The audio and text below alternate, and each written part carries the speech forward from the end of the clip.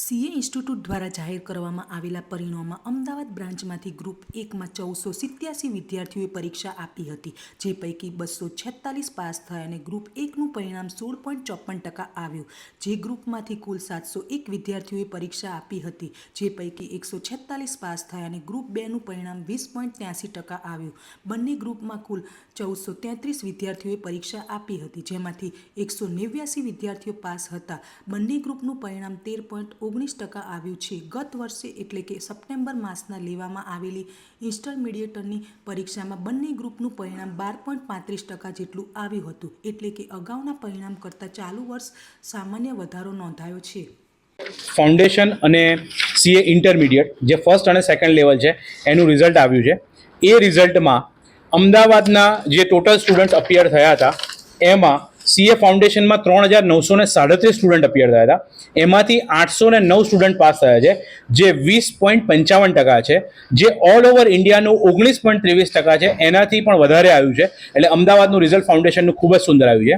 હવે જ્યારે CA intermediate એટલે કે સેકન્ડ લેવલની વાત કરીએ ત્યારે સીએ ઇન્ટરમીડિયેટમાં અમદાવાદમાં જે બંને ગ્રુપ અપિયર થયા હતા એવા 1433 સ્ટુડન્ટ છે, જેમાં 189 પાસ થયા છે. પહેલું ગ્રુપ અપિયર થયેલા 1487 સ્ટુડન્ટ છે, એમાં 246 સ્ટુડન્ટ પાસ થયા છે. અને બીજું ગ્રુપ અપિયર થયેલા 701 સ્ટુડન્ટ છે, અને એમાંથી 146 પાસ થયા છે. જે ઇન્ડિયાની કમ્પેરિઝનમાં ઓલ ઓવર ઇન્ડિયામાં જે બંને ગ્રુપ 13.19% છે. પહેલું ગ્રુપમાં જે ક્લિયરન્સ થયું હતું ઓલ ઓવર ઇન્ડિયામાં 13.96% છે પાસ આઉટ રેશિયો, જ્યારે અમદાવાદમાં 16.54% છે. બીજો ગ્રુપ જે પાસ આઉટ થયું હતું એમાં 15.54% છે ઓલ ઓવર ઇન્ડિયાનું, જ્યારે અમદાવાદમાં 20.83% છે. એટલે ફાઉન્ડેશન અને ઇન્ટર બંનેમાં જે ઓલ ઓવર ઇન્ડિયાની એવરેજ છે એનાથી ઘણું સારું રિઝલ્ટ અમદાવાદ શાખાનું આવેલું છે. લાસ્ટ ટાઈમ કરતાં પણ રિઝલ્ટમાં આપણે જોઈએ તો લાસ્ટ ટાઈમમાં થોડોક વધારો છે. કે લાસ્ટ ટાઈમમાં જે ઓવરઓલ પર્સન્ટેજ જે હતા, જે બંને ગ્રુપ અપિયર ઇન્ટરમાં થયા હતા 12.35% થયા હતા, એની જગ્યાએ 13.19% થયા છે.